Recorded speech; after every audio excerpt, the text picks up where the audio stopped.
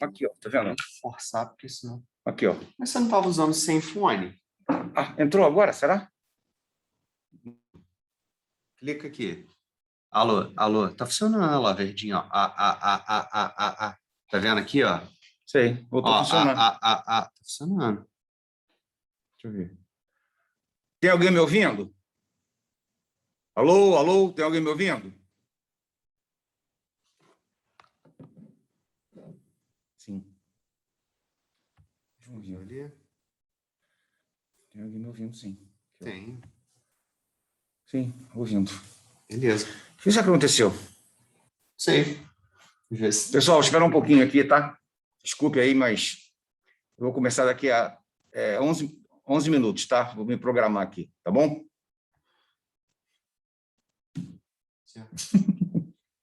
Tem que comprar USB. Fone de ouvido USB. USB. É, headset. Onde eu compro? Ali no Roberto, que você plug aqui direto. Ah, é USB. É, e eu quero Bluetooth, sem fio. Só pode esquecer de carregar ele. Uhum.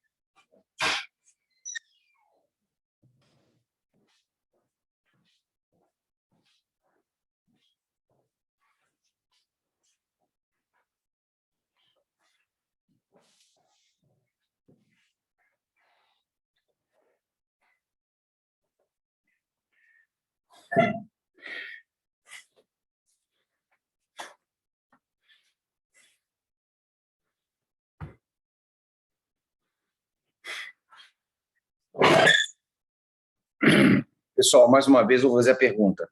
Estão me ouvindo? Porque o meu computador deu um problema. Estamos ouvindo sim, professor.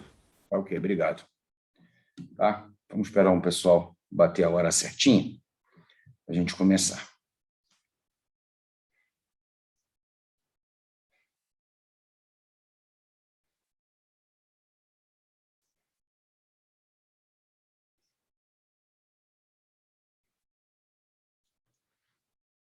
Bem, pessoal, são 8h30.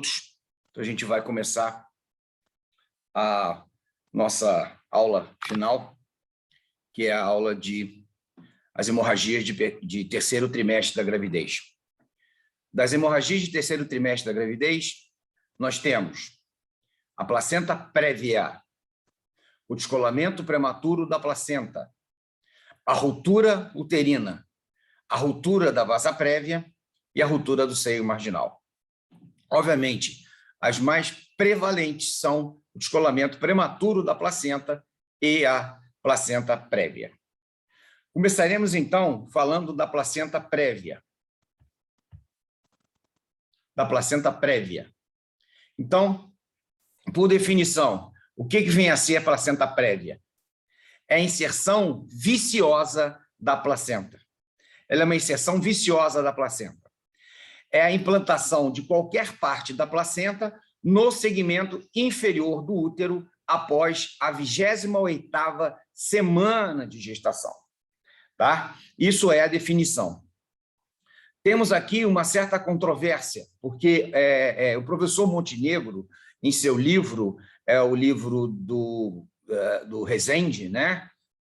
Tanto o Rezendão como o Rezendinho, ele classificava que a placenta prévia só poderia ser diagnosticada a partir da 36ª semana de gestação.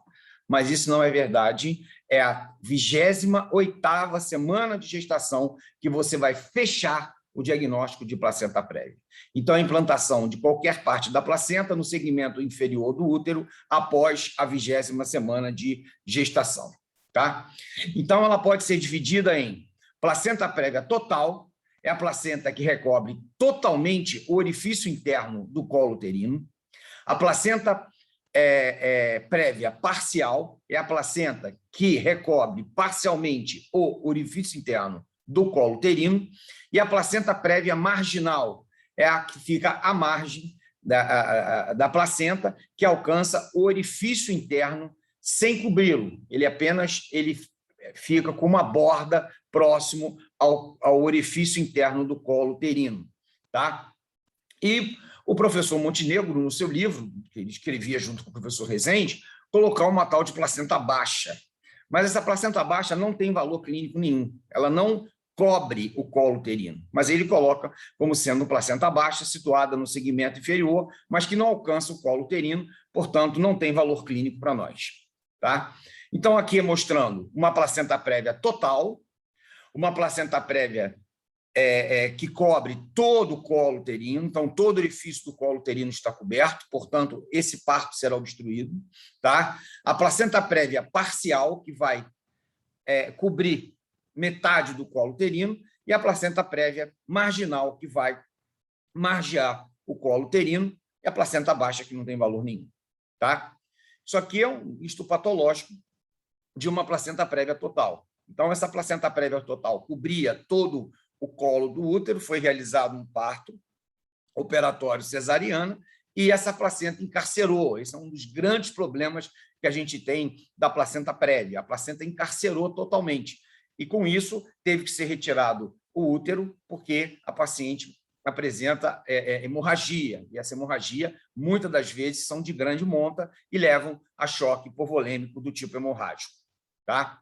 Aqui é uma ressonância magnética, muito interessante essa ressonância magnética, mostrando, basicamente, todo o colo uterino ocupado por uma placenta. Tá? Então, essa é uma placenta prévia total. Ela oclui totalmente o canal do parto. Então, normalmente, o Ministério da Saúde ele preconiza, através do pré-natal, 3 ultrassonografias. Ultrassonografia de primeiro trimestre, que é aquela que você vai ver comprimento cabeça nática, e aonde você vai ter um valor estimado da data provável do parto, juntamente com a data da última menstruação, tá? Visualizando também translucência nucal, fazendo um ultrassom de primeiro trimestre para ver se tem algum tipo de alteração nesse embrião, tá? Nesse feto, no caso, já que é com 12 semanas. Depois nós temos ultrassom morfológico na 20ª e 24ª semana, para diagnosticar malformações e já localizar a placenta e localizar a inserção do cordão. Isso é interessante porque, na ruptura de uma vasa prévia, você tem que saber a inserção de cordão, é uma coisa que a gente vai falar para vocês mais tarde. Mas é interessante, nesse ultrassom morfológico, você localizar onde está a placenta. Tá? Ah, mas não é com 28ª semana de gestação que fecha o diagnóstico? Sim, mas é a partir desse momento também que você vai visualizar esta placenta. Já recebi vários pacientes com diagnóstico de placenta prévia com 12 semanas, depois, na 20ª e 24ª semana de gestação, quando foi realizado um outro ultrassom, a placenta não era mais uma placenta prévia. Tá? Depois eu vou explicar por quê. Qual é a etiologia da placenta prévia? A etiologia é áreas pobres em nutrientes, tá? Ou área placentada aumentada. Tá? Então, área pobre em nutrientes. Idade avançada, pacientes com uma idade avançada, acima dos 35 anos de idade, primíparas principalmente. Paridade aumentada, quer dizer, grandes multíparas também é um problema.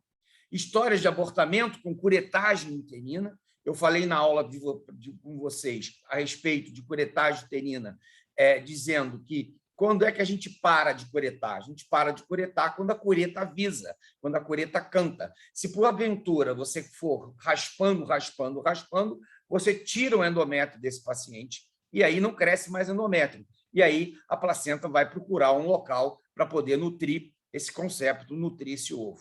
A endometrite, tanto da doença inflamatória pélvica como endometrite pós-parto, as operações ginecológicas, principalmente retiradas de miomas intramurais e submucoso, tá? Onde você tira uma parte desse, desse endométrio, né? E a cesariana prévia.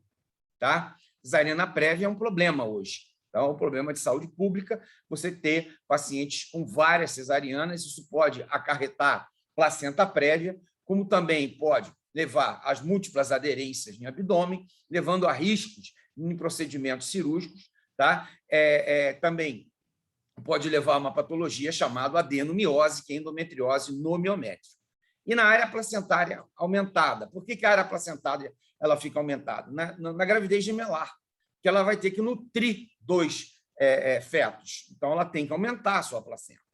Na doença hemolítica perinatal, à custa da anemia, raramente isso acontece hoje. Tem 9 anos que eu não vejo uma doença hemolítica perinatal, um concepto comprometido por anemia, porque a grande maioria dos pacientes realizam o uso da imunoglobulina anti-RH quando o paciente é negativo e o concepto é positivo. Tá?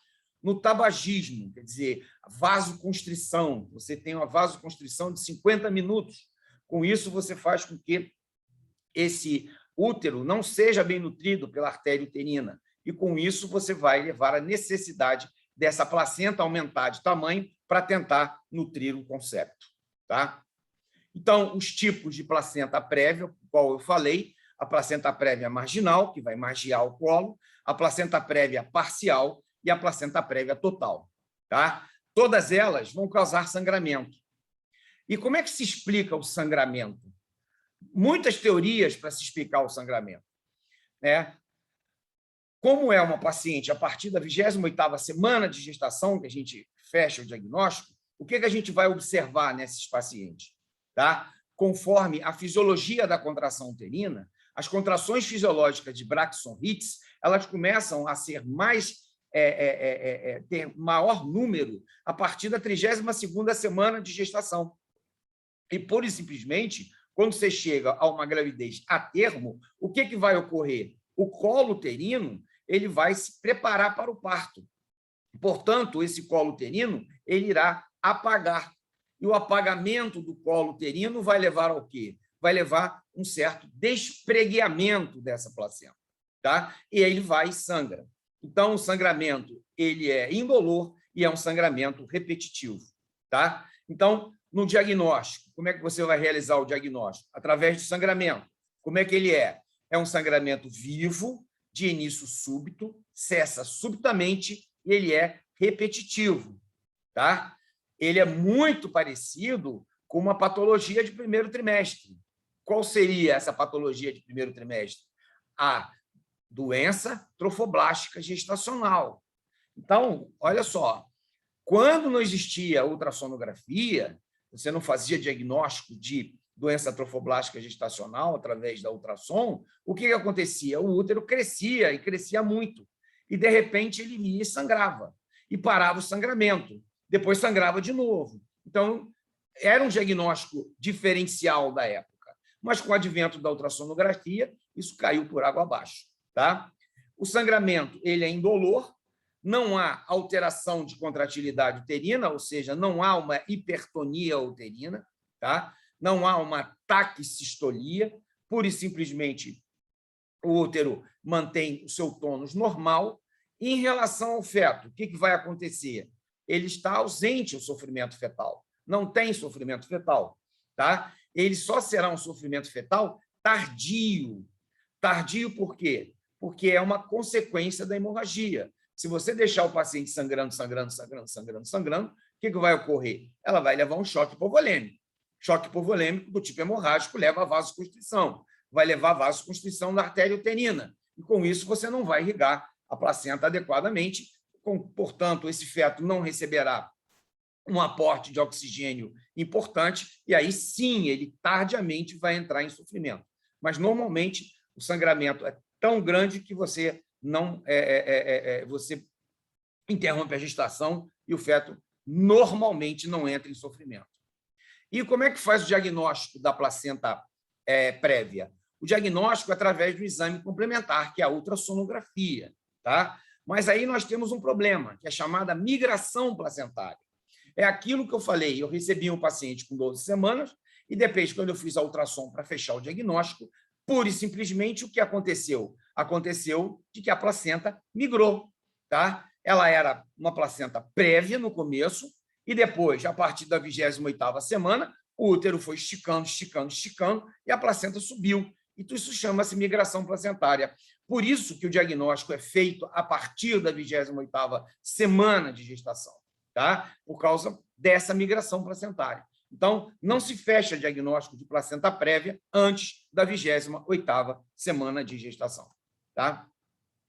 Em relação ao toque vaginal, é bem sabido por todos, eu sempre falo isso nas aulas práticas, né, que qualquer paciente que vá, obstétrico, que vá à consulta pré-natal queixando-se de perda vaginal, muco, líquido ou sangue, a coisa mais importante que você tem que fazer é passar um espéculo para você visualizar de onde está vindo esse sangramento. Isso é básico, é passar um espéculo. Por quê? O toque vaginal ele está abolido no sangramento. Não deve-se fazer toque vaginal em paciente que está sangrando. Por quê? Porque se o colo estiver dilatando, a placenta estiver na frente, se você for lá com o dedo, tentar explorar o que está acontecendo, você pode, pura e simplesmente, aumentar o sangramento desse paciente. Aumentando o sangramento através do quê? De você manipular com o dedo. Então, a primeira coisa importante é não tocar esse paciente, não fazer um toque vaginal, pura e simplesmente apenas observar através do exame especular, tá? Através do exame especular.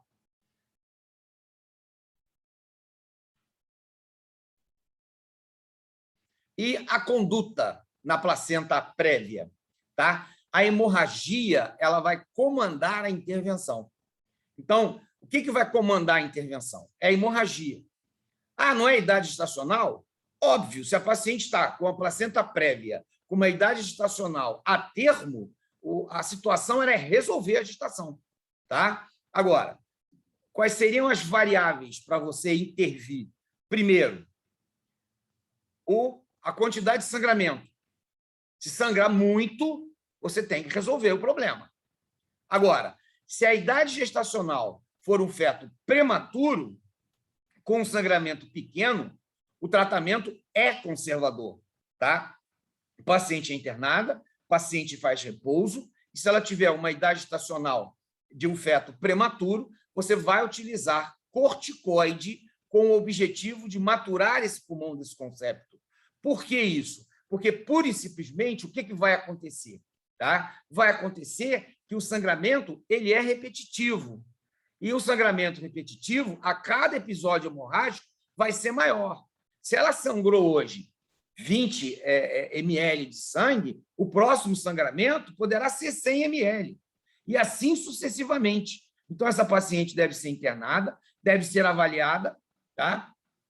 Tanto através da ultrassonografia para você fechar o diagnóstico e também para maturação do pulmão fetal e ver as condições clínicas do paciente. E aí, realizar corticoide e esperar para uma interrupção de gestação, porque provavelmente ela vai sangrar de novo e, quando ela sangrar, o sangramento vai aumentando gradativamente. Tá? Mas, se o feto for prematuro e o sangramento for pequeno, o tratamento é conservador. Se for muito sangramento, mesmo o feto sendo prematuro, você terá que resolver o problema através da interrupção da gestação.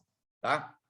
Então, qual seria a conduta da placenta prévia? Total, marginal ou parcial? A conduta é cesariana. Tá?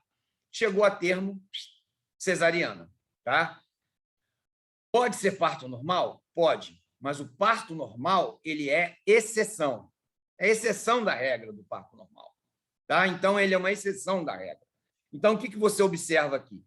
Que a coisa mais importante em pacientes que entram em trabalho de parto e o parto normal é uma exceção, é você romper a bolsa das águas.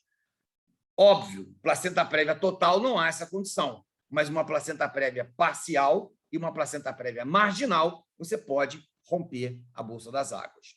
Na placenta prévia total, feto vivo ou feto morto é uma indicação absoluta de cesariana. Por quê? Porque se o colo começa a dilatar, ela vai sangrando, sangrando, sangrando, sangrando, sangrando, sangrando, sangrando. Tá? Não tem como você parar esse sangramento, mesmo estando o feto morto. Então, é igual a cesariana. Placenta prévia total é igual a cesariana, é uma indicação absoluta, materna de cesariana. Tá? Então, é cesariana.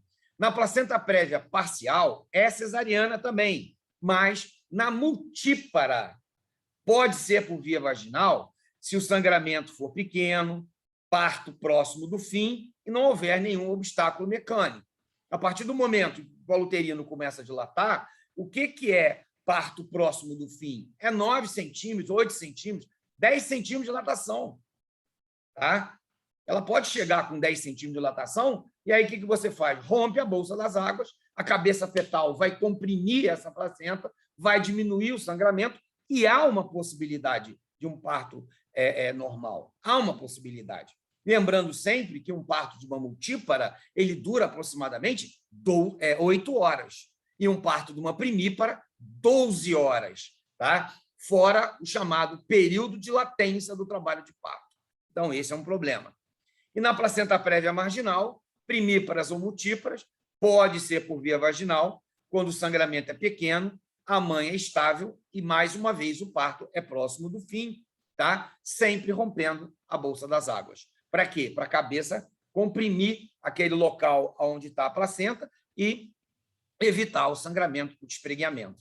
Tá?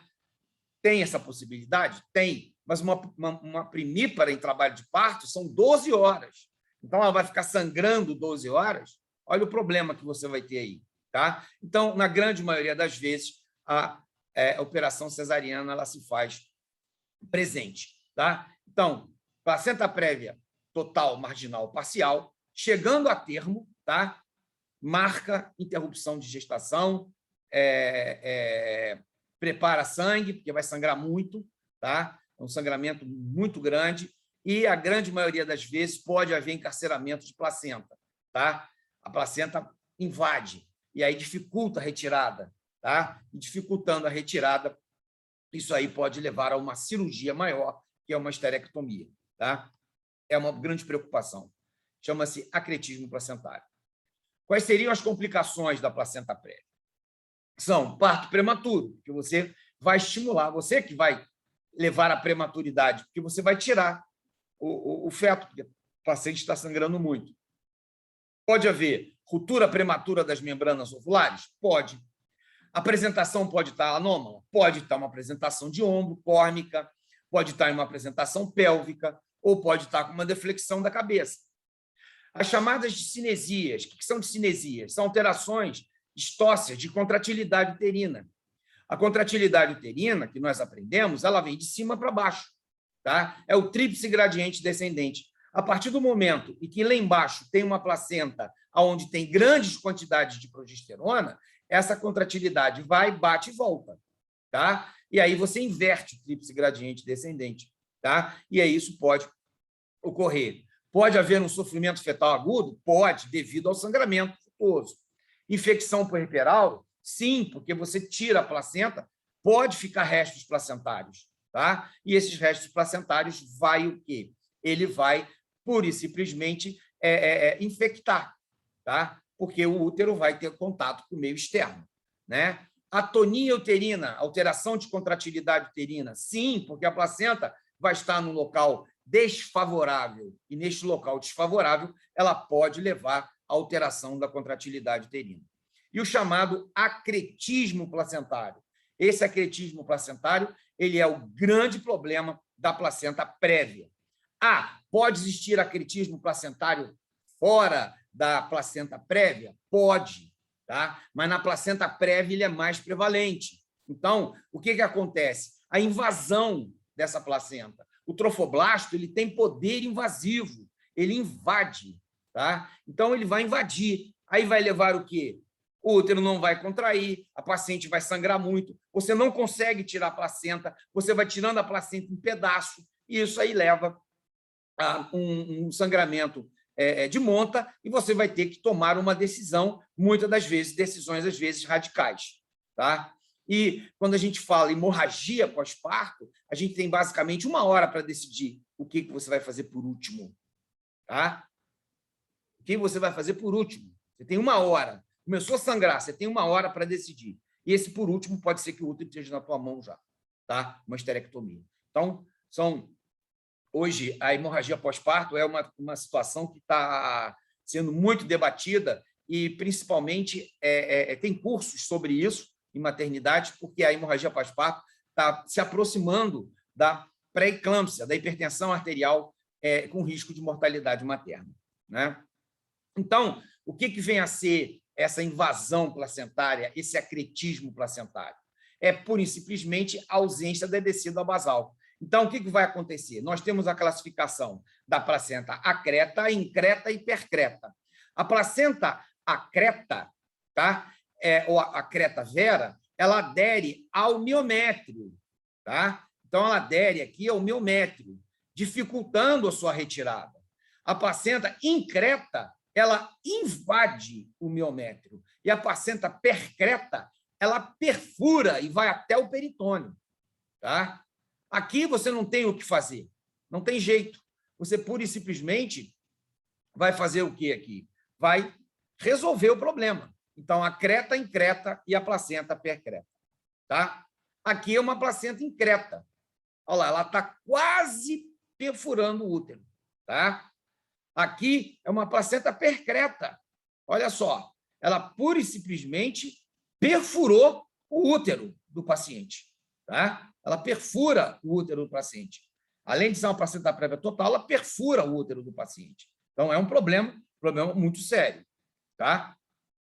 Esse caso aqui é uma placenta acreta. Tá? Isso foi, inclusive, um trabalho de TCC feito aqui na universidade. Eu fui o orientador do caso e eu fui a pessoa que fez esse procedimento. Era uma paciente jovem, ela tinha 32 anos de idade, ela teve uma cesariana, um parto normal anterior, depois ela teve um abortamento com curetagem uterina e, no segundo parto, ela teve uma retenção placentária. Tá? Colocado na mesa de parto, solicitei que o anestesiologista fizesse uma anestesia para mim fazer uma extração manual da placenta, porque a placenta estava encarcerada. Apesar da manobra de Credé, apesar da manobra de Braid-Andrews, não adiantou. Então, por isso, simplesmente, o paciente é anestesiado, você introduz a mão dentro do colo uterino e vai lá e tira a placenta. Mas, no momento em que eu tirei a placenta, pura e simplesmente, eu senti algumas trabéculas, tá? Muito aderido. Eu tirei a placenta, mas eu falei, eu não tirei a placenta toda.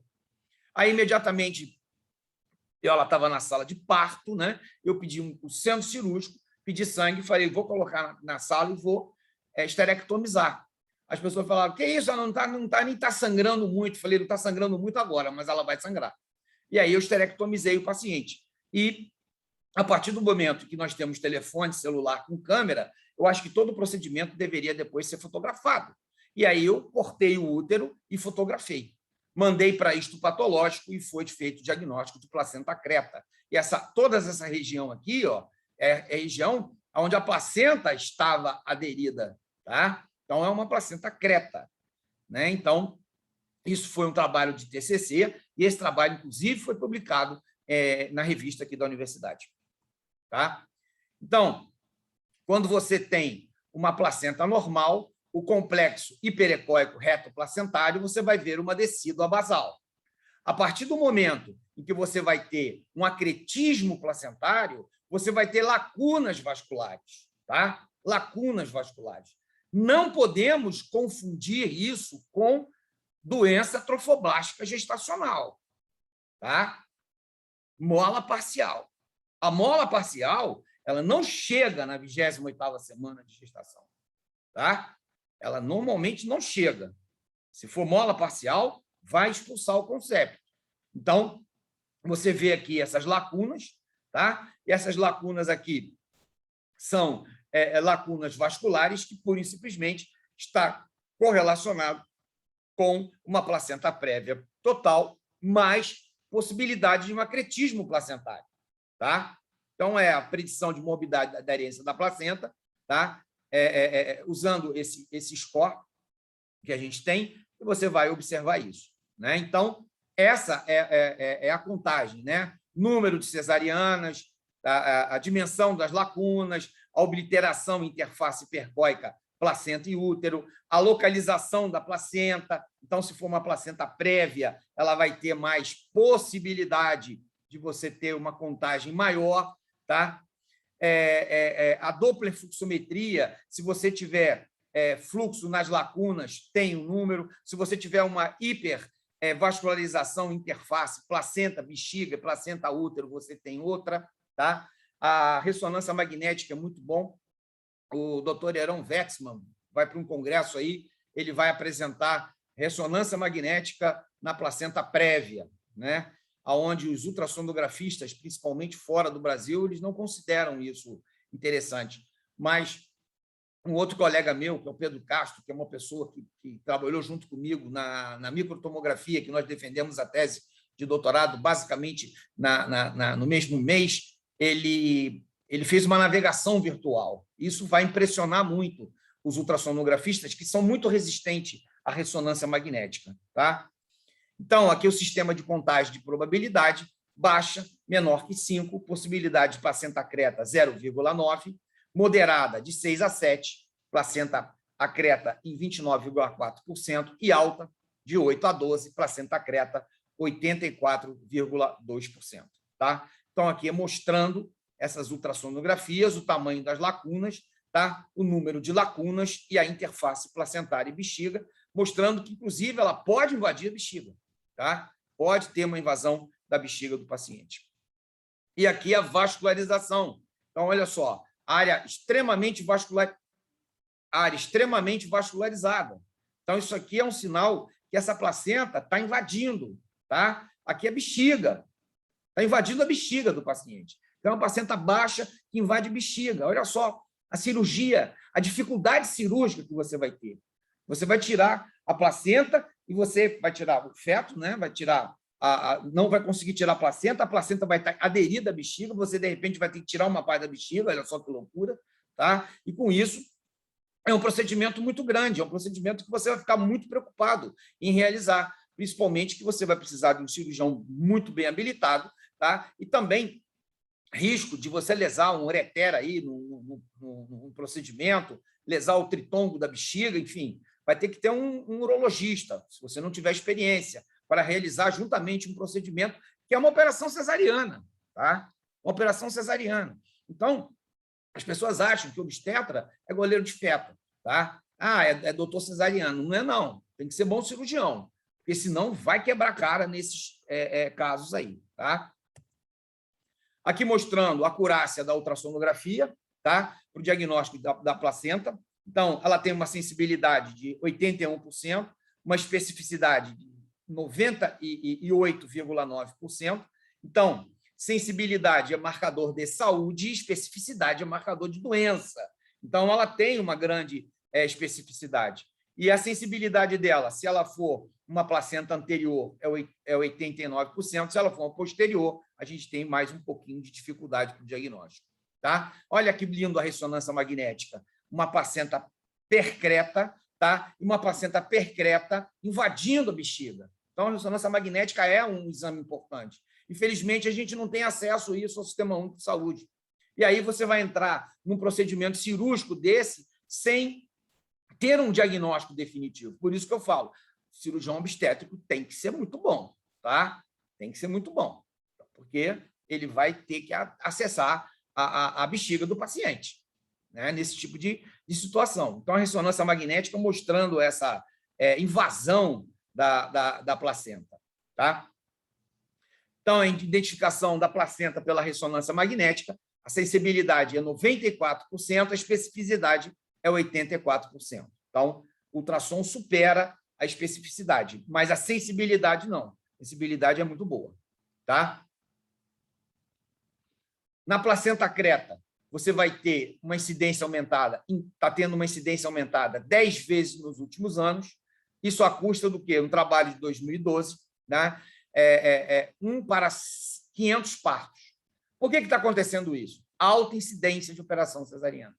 Tá? Alta incidência de operação cesariana está levando a maior incidência da placenta creta. Tá?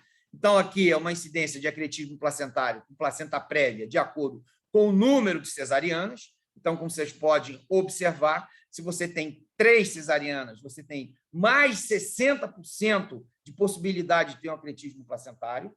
Se você tiver uma, você tem 11%. Se você tiver 2, você tem 40%. Isso é mostrando o quê? Mostrando que a epidemia cesariana está levando a complicações. E essas complicações estão aumentando no nosso dia a dia. Tá? Então, não fala, qual é a importância do parto normal? A importância do parto normal são essas complicações que você vai ter.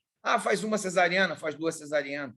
Né? Você vai aumentando o risco de placenta prévia e vai aumentando o risco de acretismo placentário, tá? Dificultando, assim, o procedimento cirúrgico.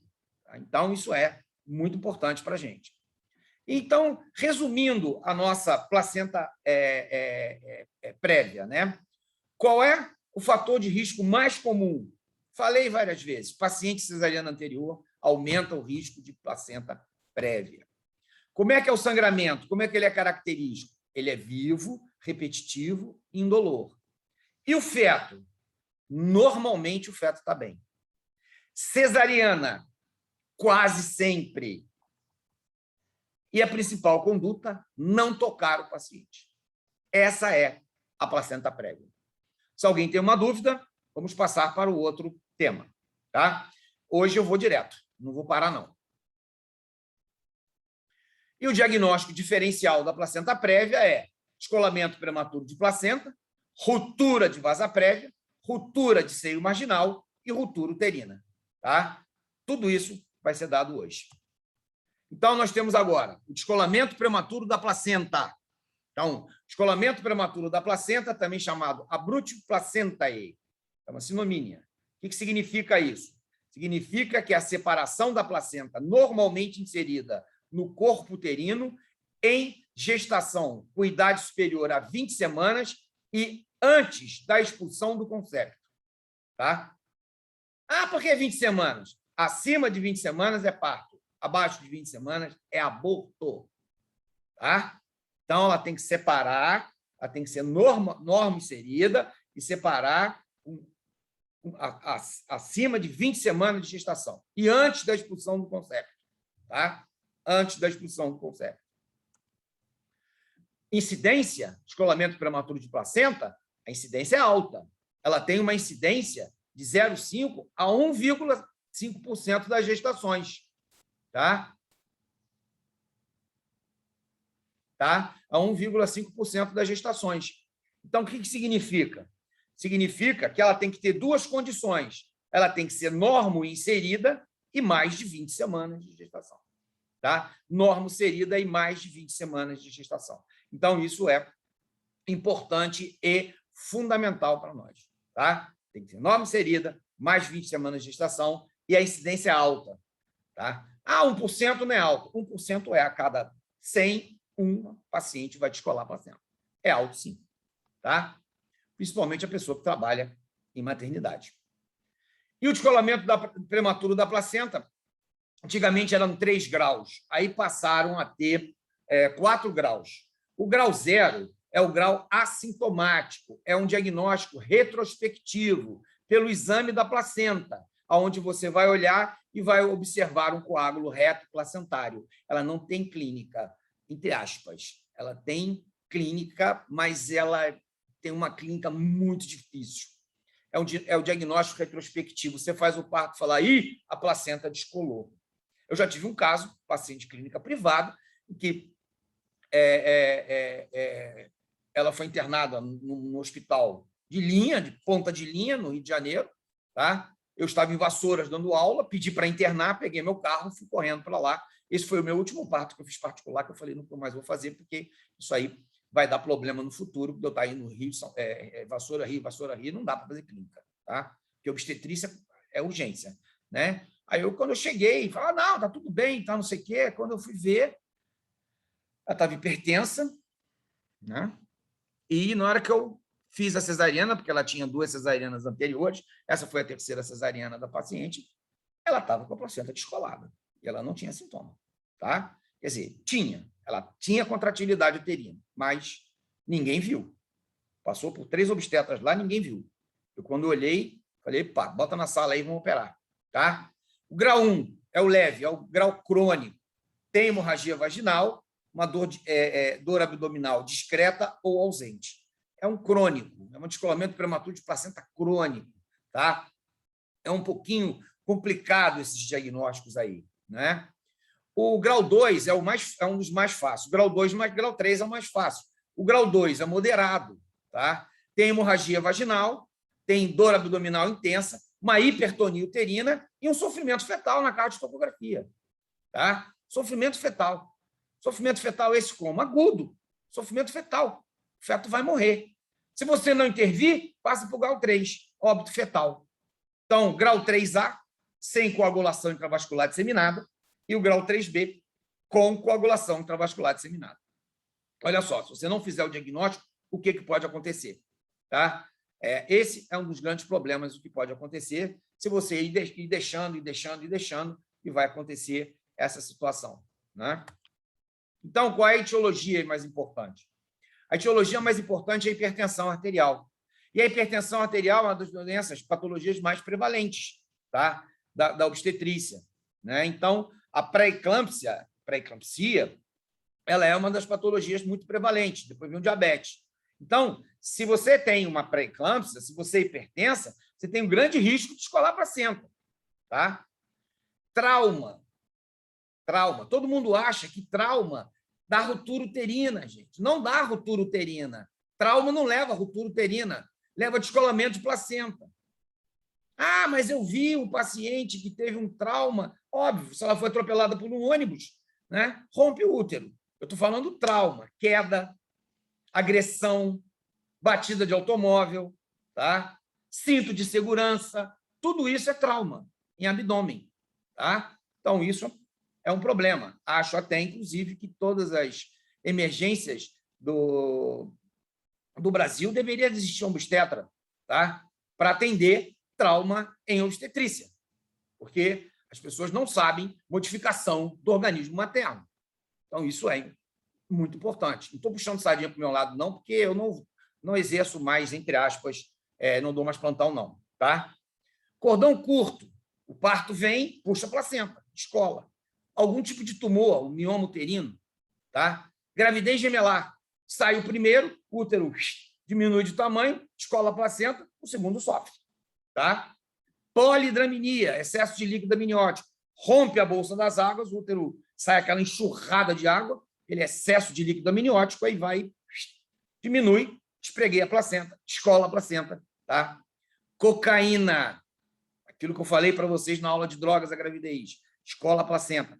Tabagismo, também descola a placenta. Tá? E a idade, Quanto mais idade avançada, mais possibilidades de ter descolamento prematuro de placenta à custa desse endométrio, né, está, entre aspas, envelhecido. Então, aqui, ó, a hipertensão arterial piscando, né?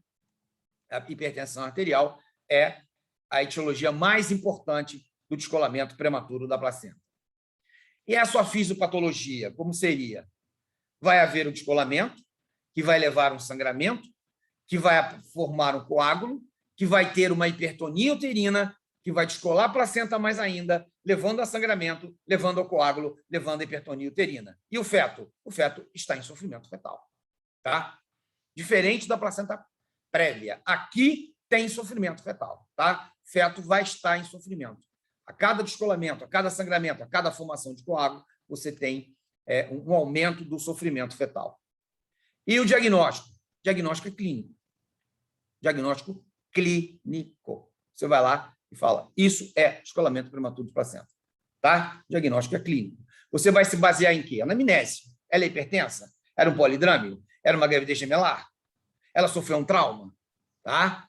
Então, hipertonia uterina.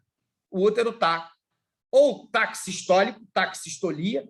Nós vimos isso na aula de partograma, tá? Parto precipitado ou taquitóxico. Isso eu mostrei isso para vocês. Tá? Então, hipertonia uterina ou taxistolia, isso pode estar relacionado, e sangramento. Só que, algumas vezes, o descolamento prematuro de placenta, o sangramento ele é oculto. Você não vê o sangramento. Esse que é o grande problema.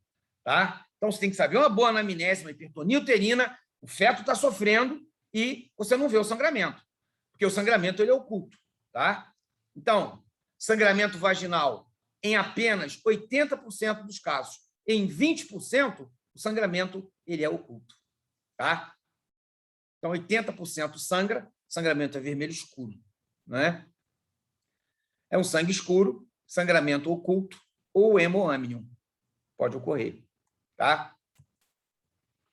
Então, descolamento prematuro de placenta, as placentas ditas circunvaladas, as membranas se inserem longe da borda e criando uma porção extracorial placentária, e com isso faz uma possibilidade de você ter o quê? Um descolamento prematuro de placenta. Fora isso, a gente está vendo aqui um nó verdadeiro de cordão, quer dizer, além de ter uma placenta circunvalada, ela tem um nó verdadeiro de cordão. Tá?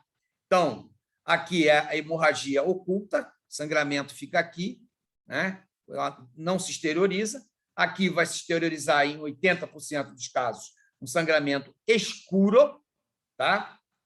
Aqui você vai ter o hemoâmnio, vai romper, vai entrar líquido, vai entrar sangue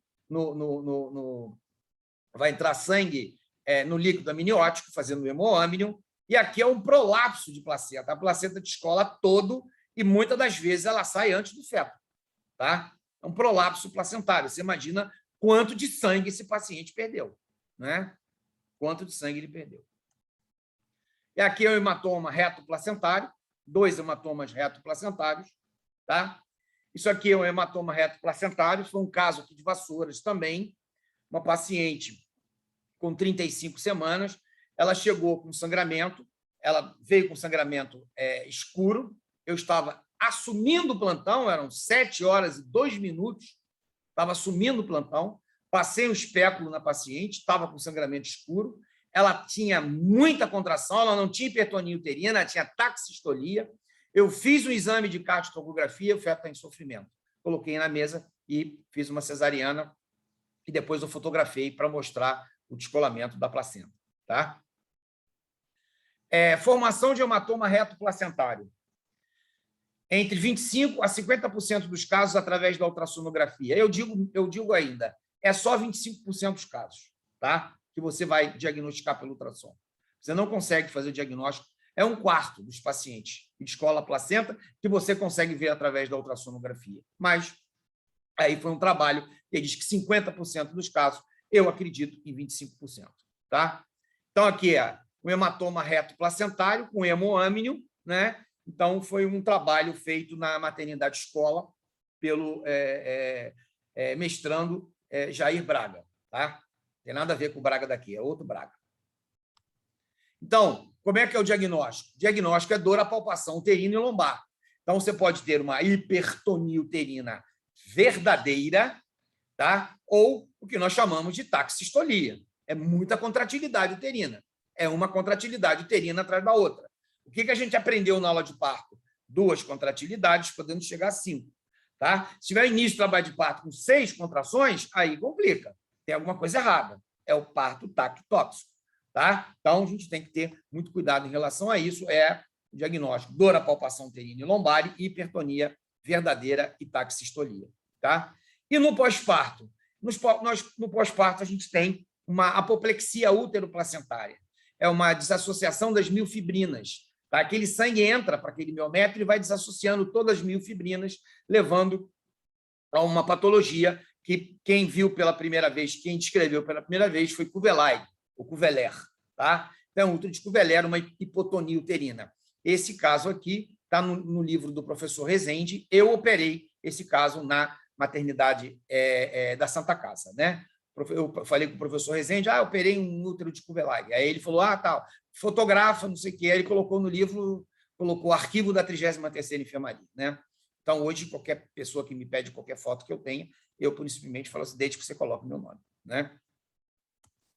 E esse aqui foi Kuvelay, mostrando apoplexia útero-placentária, tá?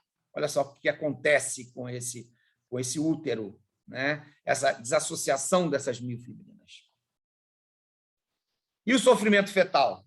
Ele é grave, ele é precoce. Então, a gente tem que resolver isso. Porque tem diminuição de áreas de troca, levando a hipertonia uterina e levando a anemia aguda ao concepto. Ele está perdendo sangue. Tá?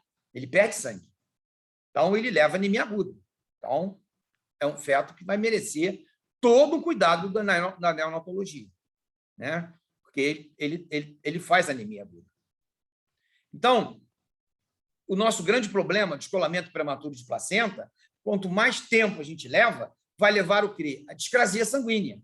Então, o que acontece? Você vai ter descolamento da placenta, lesão tecidual, tromboplastina, que passa para a circulação materna, para a cascata de coagulação, tá? Fazendo uma coagulação intravascular disseminada, necrose cortical bilateral e corpo pulmonar agudo.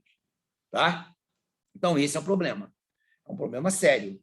Então, mais rápido possível, porque o diagnóstico é clínico.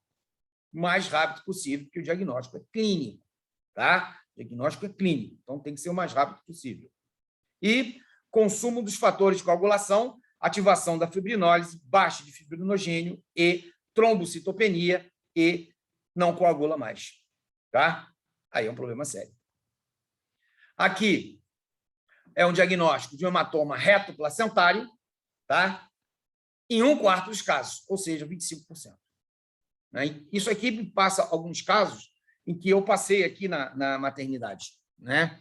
O primeiro caso foi uma paciente que chegou com 41 semanas de gestação, com diagnóstico de placenta prévia total, e a residente me chamou e disse o seguinte: chegou um paciente com 41 semanas de gestação e com diagnóstico de placenta prévia total. Meu olho abriu. Da onde ela veio?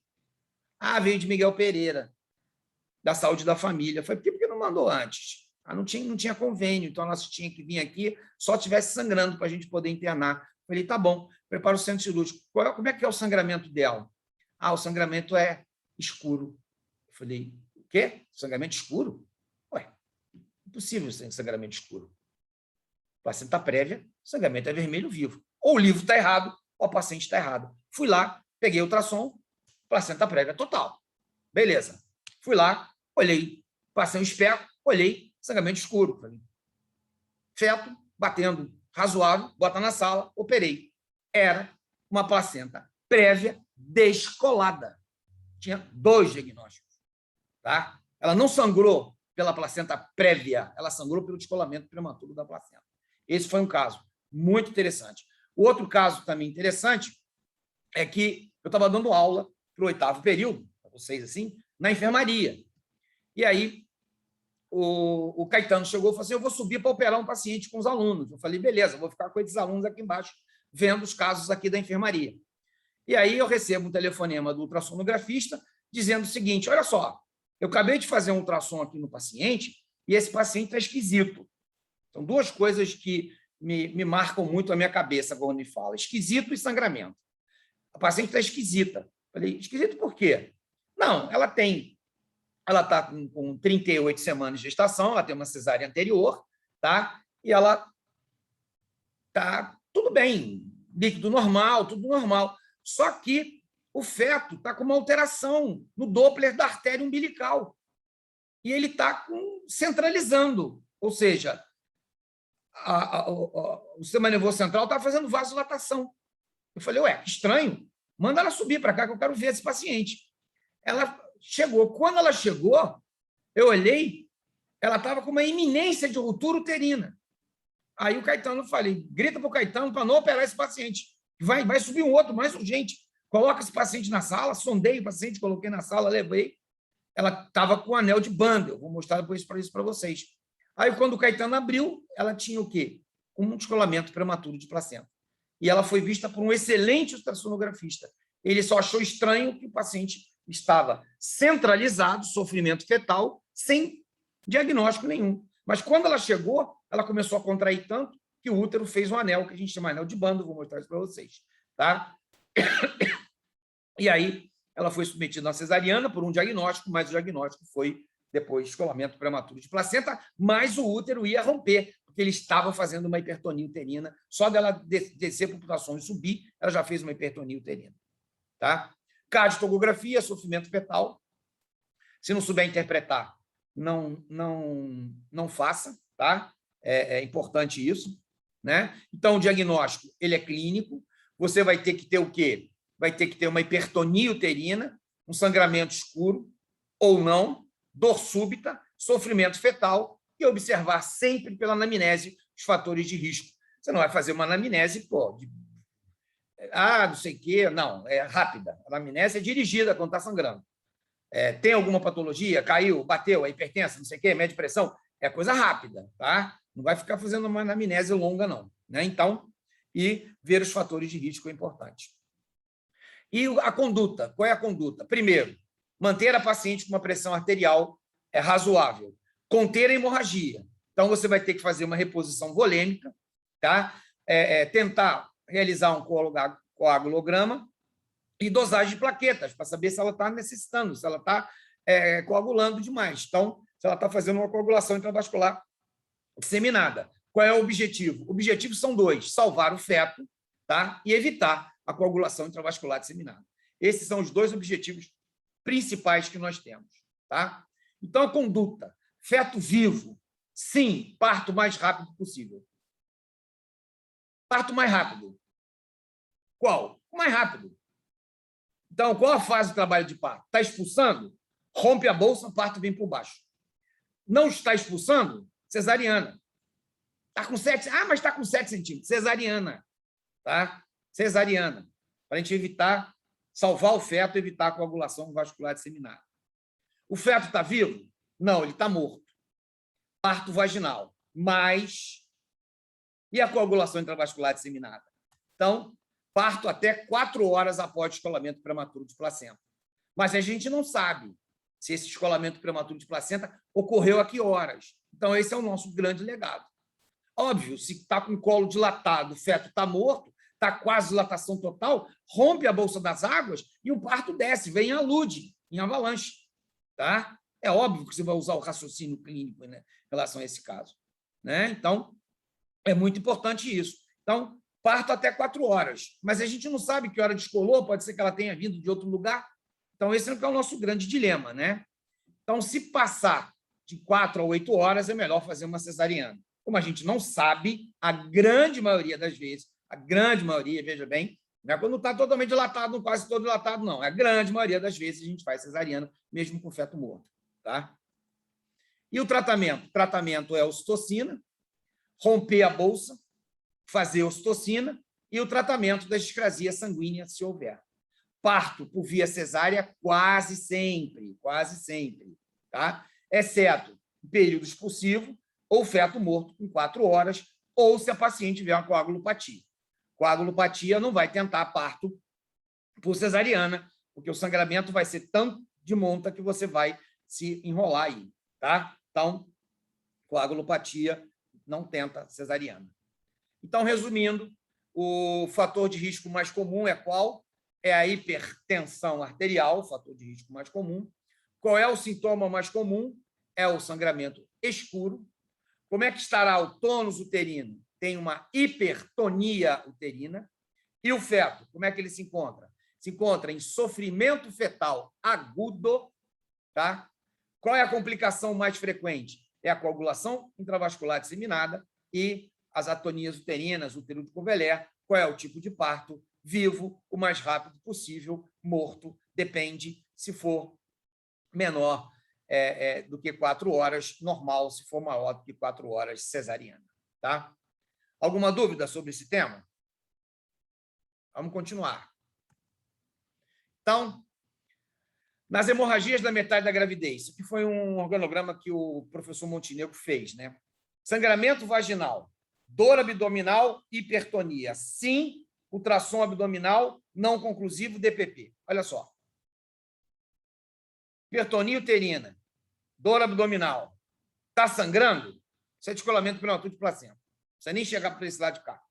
Tá? Dor abdominal, hipertonia uterina, está sangrando? Vermelho vivo? Não. Ultrassonografia vaginal. Conclusivo, placenta prévia. Conduta, depende da idade estacional e depende do sangramento. O professor Montenegro tinha por hábito fazer essas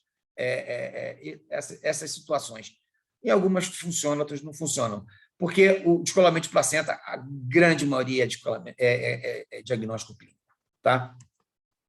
E nós temos também uma outra patologia, que é a ruptura da vasa prévia. O que vem a ser uma vasa prévia? É quando o vaso se localiza aonde? Na bolsa amniótica. Tá? E ele é um sangramento que vai ocorrer após a ruptura da bolsa. Então, o paciente está tudo bem, muito obrigado. De repente, a bolsa d'água se rompe, ou você rompe a bolsa d'água, com o intuito de acelerar o parto, tá? E aí começa um sangramento. Né? Começa um sangramento. Então, é uma inserção velamentosa do cordão. Olha lá, o cordão aqui onde é que está. Ele está pura e simplesmente na bolsa d'água. Se você rompe isso aqui, o que acontece? Você tira todo o aporte de sangue para o concepto. Tá? Então, é um problema muito sério isso. Inserção vilamentosa do cordão. Ruptura de vasa prévia. Né? Aí uma inserção vilamentosa de cordão num feto gemelar. Olha aqui, um feto gemelar. Tá? Uma inserção vilamentosa. Se essa bolsa rompe, já era. Então, na conduta da vasa prévia, então nós temos aquele ultrassom de segundo trimestre. Lembra que eu falei de ultrassom de segundo trimestre? Para você localizar a placenta e a inserção do cordão umbilical. Então, se você tem uma suspeita de vasa prévia, quais seriam os fatores de risco? Placenta prévia, placenta bilobulada, censuriada ou fertilização in vitro. Pode levar a isso também. Então, se você faz uma ultrassonografia com Doppler colorido, tá? Diagnóstico confirmado com 32 semanas, então você vai ter o seguinte: se você tem o diagnóstico confirmado de uma vasa prévia, você vai realizar uma corticoide nesse paciente na 28ª a 32ª semana de gestação. Tá? Internar o paciente tem que ficar internado, porque se romper a bolsa não vai dar tempo dele chegar no hospital. Tá? Se ele tiver com 32 semanas, tem que deixar internado. Tá? Não pode contrair, não pode romper a bolsa, porque a partir do momento de romper a bolsa, o feto vai entrar em sofrimento fetal agudo. Então, você vai ter que levar esse feto para cirurgia, tá? Cesariana de urgência. E aí seria interessante você interromper a gestação. Né? Para muitos, interromper entre a 34ª e a 37ª semana de gestação. Não deixar passar do termo. Chegou no termo, interrompe. Ou interrompe até antes. E sempre fazer corticoide nesse paciente. Tá? Rompeu a bolsa, sangrou, esse feto morre muito rápido. Tá? Muito rápido. E a ruptura do seio marginal? A ruptura do seio marginal, ele é um sangramento sangue vivo. Ele é em pequena quantidade, ele é indolor, ele não há sofrimento fetal. E você faz uma ultrassonografia, a placenta está normoinserida. Tá? Ela não é uma placenta prévia. Portanto, é um sangramento de seio marginal. O feto não tem sofrimento, o sangramento é muito pequeno, pode ocorrer durante o trabalho de parto e o diagnóstico é feito através do exame histopatológico. Tá? O diagnóstico é feito através do exame histopatológico. Eu falei para vocês, quando estava falando de placenta prévia, a ruptura uterina. Mencionei, fez um anel, que é chamado anel de Bandel. Tá? Então, quando o útero, isso aí é uma outra patologia hemorrágica, que é a ruptura uterina. Quando o útero ele vai romper, ele avisa a você que ele vai romper. Ele te avisa, olha, eu vou romper. Porque ele vai fazer o quê? A síndrome de Bandel-Frommel. O que vem a ser a síndrome de Bandel-Frommel? Primeiro, ele vai fazer o sinal de Bandel. É uma distensão do segmento inferior de uma forma de depressão na faixa infraumbilical que confere ao útero aspecto semelhante a uma ampulheta. Tá? Então, você pega uma bexiga, tá? Ou uma bola de aniversário, de assoprar a bexiga lá em São Paulo, né? Uma bola de pedra, e faz isso aqui. Ó. Isso é o anel de Bandel. É tridimensional. Tá? Tridimensional. Ele primeiro faz o anel e sinal de Frommel, que é o estiramento ou retesamento dos ligamentos redondos, desviando o útero anteriormente. Ele desvia o útero anteriormente. Tá? Então, ele rompe o ligamento. Tá? Ele faz hematoma no ligamento. Então, isso é a síndrome de Bandel-Frommel, que é a iminência da ruptura uterina. É a iminência da ruptura uterina. Né? Então, a iminência da ruptura uterina, o que você vai ter de importante? Primeiro, você vai ter uma paciente extremamente agitada, tá? As contrações delas são excessivamente dolorosas, e aí você tem que ver qual é o grau de dor do paciente. Tem paciente que sente a primeira contratilidade uterina, já começa a se queixar, já começa a ficar agitado, puxa o cabelo, enfim, a gente tem que saber a diferenciação sobre isso, tá? Que são contrações excessivamente dolorosas. Ela leva a mão na cicatriz umbilical, tá? Quando contrai. Dor no hipogástrico, no segmento inferior. O anel de Bandel, a sensação, aquilo que eu falei, esse anel de Bandel, tá? Corpo e segmento. E o sinal de Frommel, que é os ligamentos redondos retesados. Então, isso é a síndrome de Bandel-Frommel. Tá? Então, observando aqui, o quê?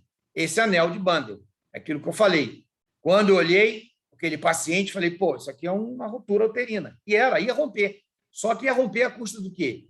De um descolamento de placenta que estava levando a um ataque de sistolia, uma hipertonia uterina, porque ela tinha uma cesariana anterior. Né? E não estava sangrando, porque o sangramento era oculto. Olha como é que a obstetrícia é difícil. Não é fácil, não. Né? Síndrome de distensão segmentar ou Bandel-Frommel. Olha os ligamentos aqui, redondos, retesados, tá? E a iminência da ruptura uterina. Iminência de ruptura uterina, aí mostrando que isso fica em forma de ampulheta, tá? Então, sempre pensando uma bola de aniversário, tá? Passa um elástico nessa bola de aniversário, porque é tridimensional, e isso a gente tem a síndrome de Bandel-Frommel. É a ruptura uterina consumada. Se você desdenhar, isso não é nada, não. Isso aí está com a bexiga cheia, por isso está assim. Não tem que desdenhar, não. Tem que prestar atenção. Ruptura uterina consumada. Uma dor súbita e lacinante no hipogástrico. Primeira coisa. Para o trabalho de parto. Óbvio que para o trabalho de parto. Por quê? O útero rompe para o trabalho de parto. Tá? Vai haver uma hemorragia e choque.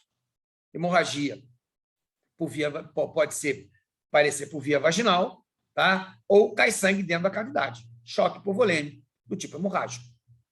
Na inspeção e palpação e no batimento cardíaco, você vai perder toda aquela manobra de Leopoldo. Você vai palpar, você não vai sentir nada. Cadê o dorso do feto? Cadê Cadê o feto? Cadê onde é que está a apresentação? Batimento cardíaco fetal. Muitas das vezes, sofrimento fetal agudo de tal forma que você não consegue resolver o problema de salvar o feto, ele morre antes. Tá?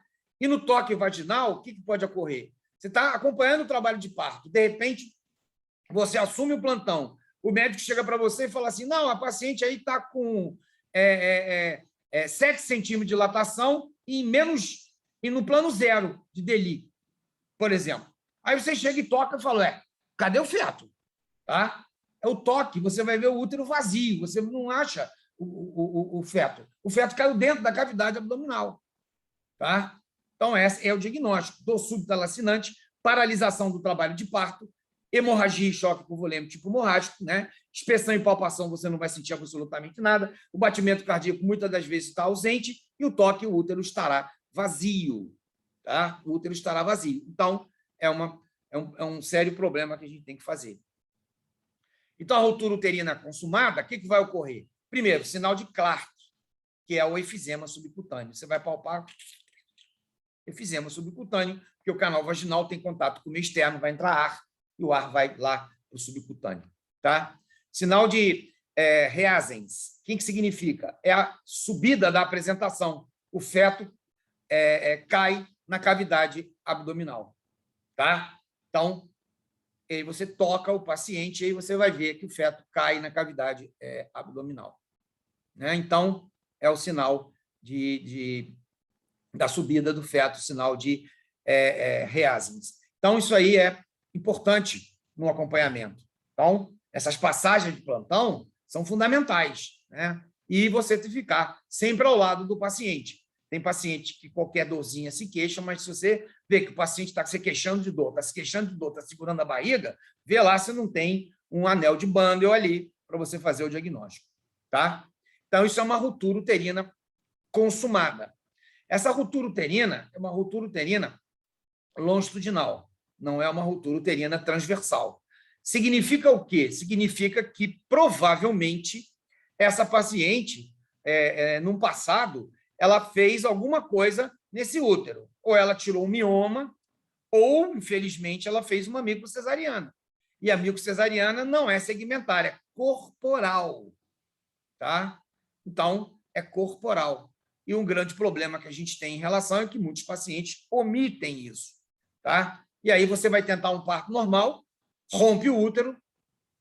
Mas rompeu o útero por quê? Ela não era uma primípara, né? Então, esse é o nosso grande problema, sempre tentar fazer uma boa anamnese, tá? E interrogar o paciente para saber por que ela tem uma cicatriz ali embaixo do ventre, tá? A síndrome de distensão segmentária, uma coloridinha, onde você tem a formação do anel de Bandel. E aqui são os tipos de ruptura que pode ocorrer. Então, essas rupturas, ali em cima, é uma ruptura completa, segmentária. Significa que provavelmente era uma cesariana, essa cesariana rompeu e lacerou um pouquinho mais para cima. Tá? Aqui é uma ruptura completa corporal, então provavelmente foi retirada de um mioma aí, tá? Retiraram o mioma, ou ela tinha uma microcesariana. E aqui é uma ruptura incompleta com hematoma. O útero explodiu. O útero explodiu. Tá? No primeiro caso ali, eu vou contar para vocês, é o seguinte, teve um feto morto, tá? Dentro de uma maternidade. Esse feto tinha 28 semanas, a gente não sabe qual foi a causa da morte fetal. Aí vamos induzir o parto.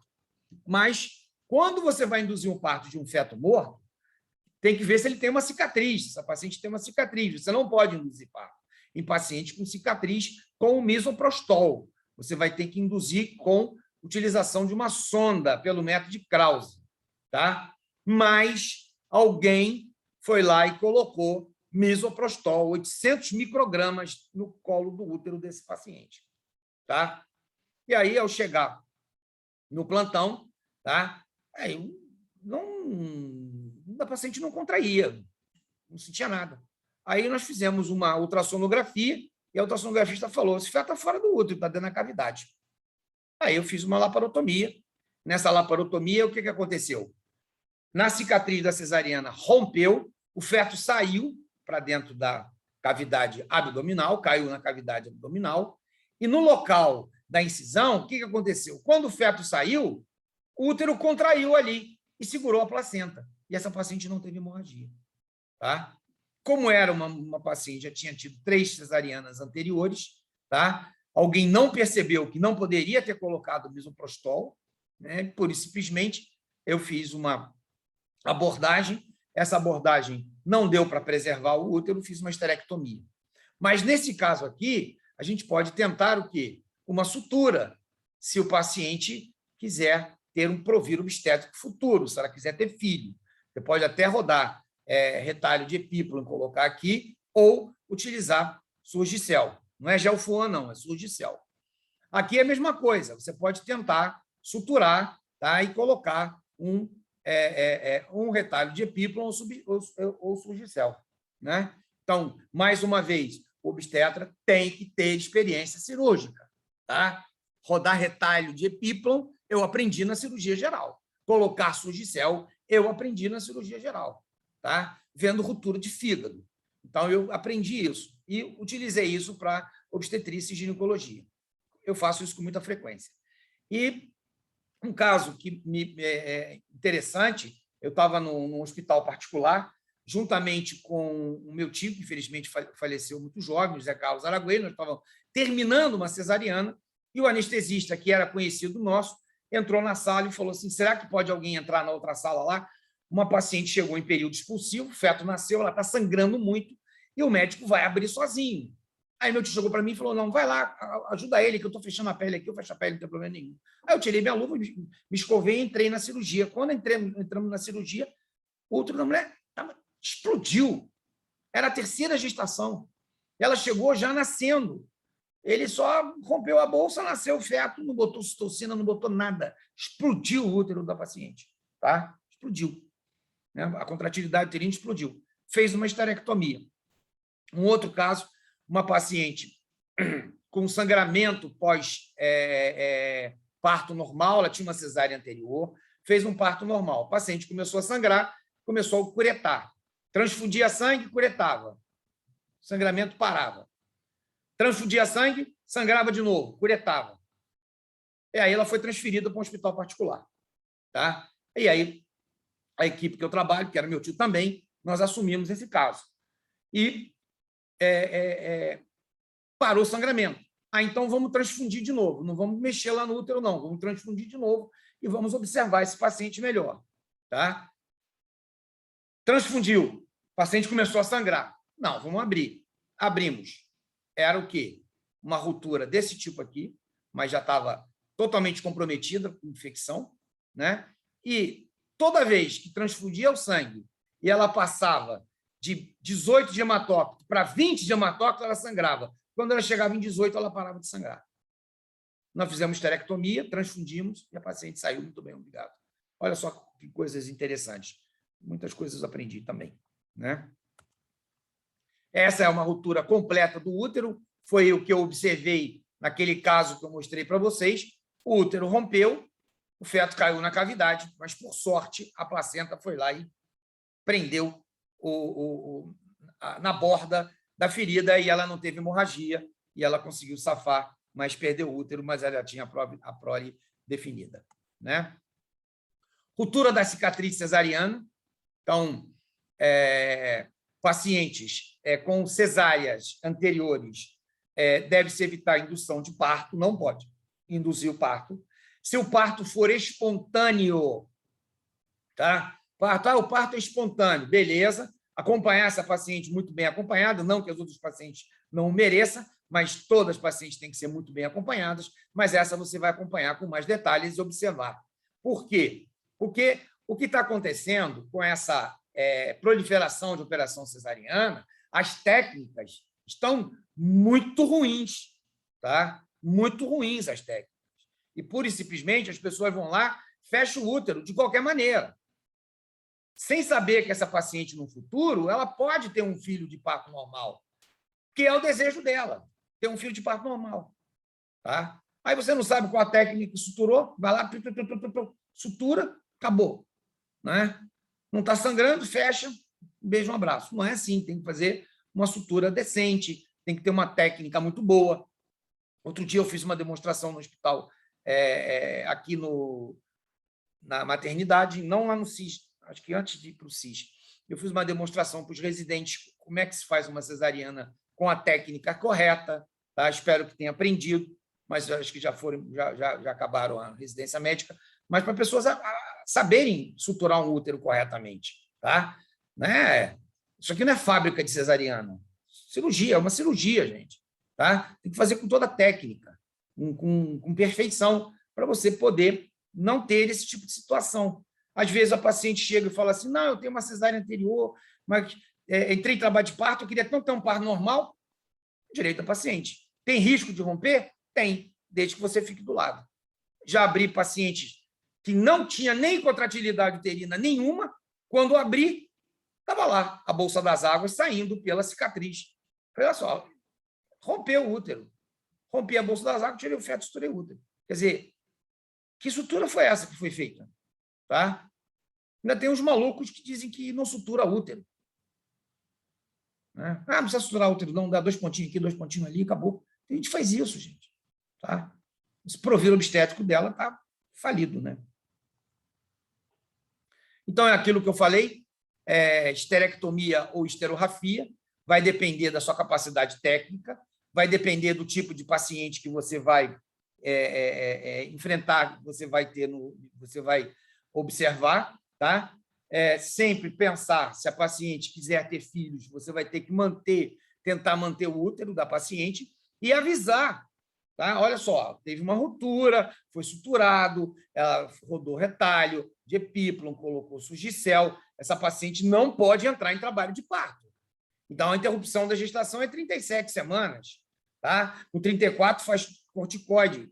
Antes de 34 faz corticoide e aguarda esse paciente 37 semanas, interrompe a gestação, porque o risco de romper de novo é muito grande. Tá? Principalmente já que você mexeu nesse útero. Então, tem coisas que você tem que orientar. Descreve isso para o paciente e plastifica. Eu tive uma vez, eu fiz uma cesariana num feto extremamente prematuro. Tá? Extremamente prematuro. E aí que eu fiz, na hora que eu fiz uma incisão transversal, eu não consegui tirar, porque ele era muito, muito delicado, ele estava pélvico. Aí eu ampliei para cima um pouquinho, longitudinal, fiz um T e consegui tirar ele sem causar traumatismo. Né? Depois eu cheguei para o paciente e fiz um relatório. E eu falei, plastifica isso, quando você for ter um outro filho com outro médico, você vai e mostra. Tá? Mostra para o médico. Né? Então, é importante a gente falar isso para vocês também. Um dos casos mais interessantes que eu tive foi uma paciente que tinha uma miomatose uterina, quando ela era uma miomatose muito próxima ao colo e ao istmo. Quando eu retirei, o que aconteceu? Ficou só o peritônio segurando o útero e as artérias uterinas ali certinho. E o útero ficou separado do colo. Eu falei, o que eu faço? Ela é primípara. Falei, vou tentar aqui. Passei uma sonda de Foley pelo canal vaginal, puxei, encostei o útero no colo uterino, suturei, deixei, 24 horas depois, tirei a sonda de Foley, cicatrizou. Por incrível que pareça, essa paciente teve filho. Tá? Como se fosse um transplante de útero, não sei. Né? Muito interessante. E aí, nós chegamos ao nosso final da nossa apresentação, e aí nós vamos ter que saber o diagnóstico diferenciais. Então, aquilo que eu fiz para abortamento, aquilo que eu fiz para doença trofoblástica gestacional, presença ectópica, enfim, nós vamos aqui também fazer o nosso resuminho, que é muito importante para vocês estudarem, né, para poderem fazer uma boa prova. Então, vamos lá. Diagnóstico diferencial. Descolamento prematuro de placenta, placenta prévia, ruptura uterina, ruptura de vasa prévia, ruptura de seio marginal. Como é que é a hemorragia?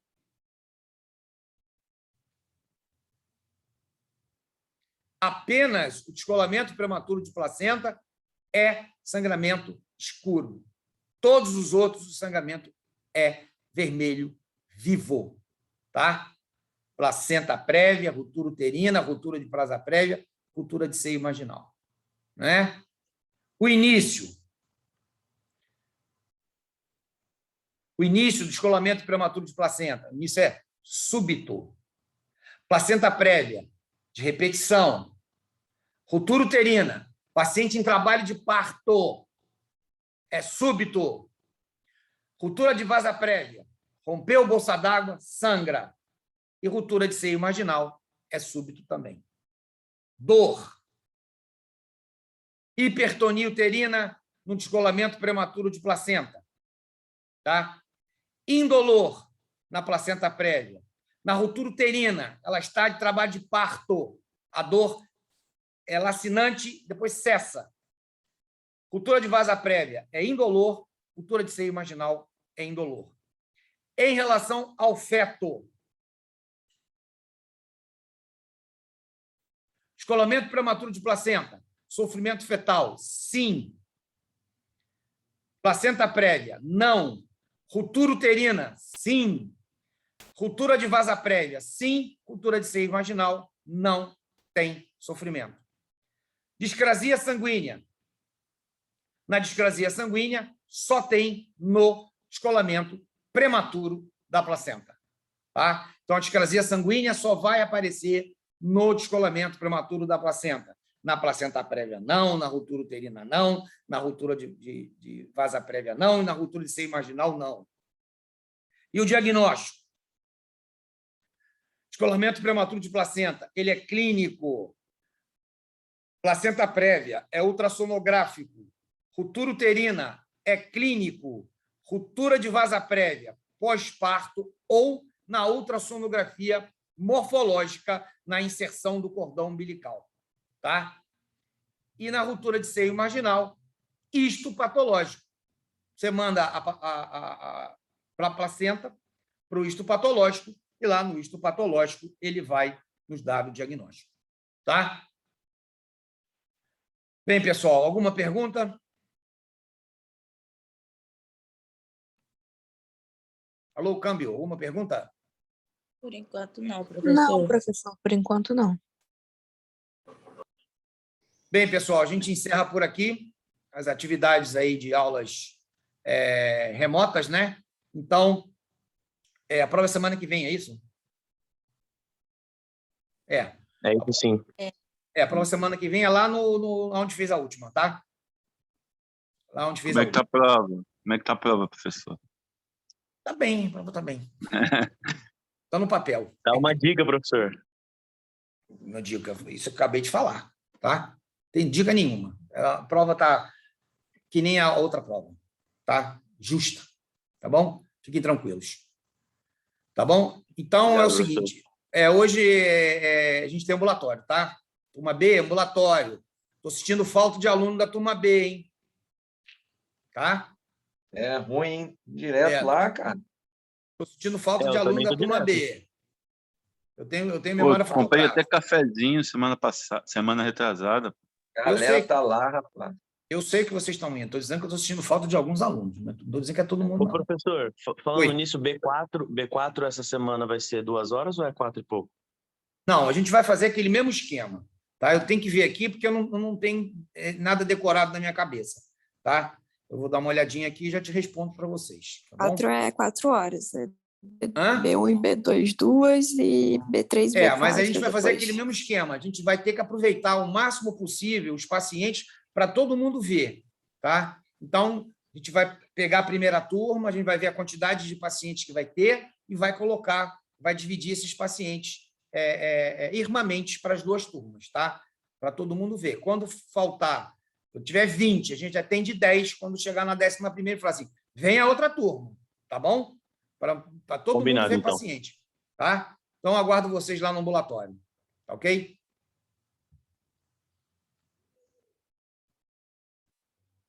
Por gentileza, vamos assinar aí, vamos saindo. Começou com 16, agora tem 42, Valeu, é explicação dos pacientes. Tá?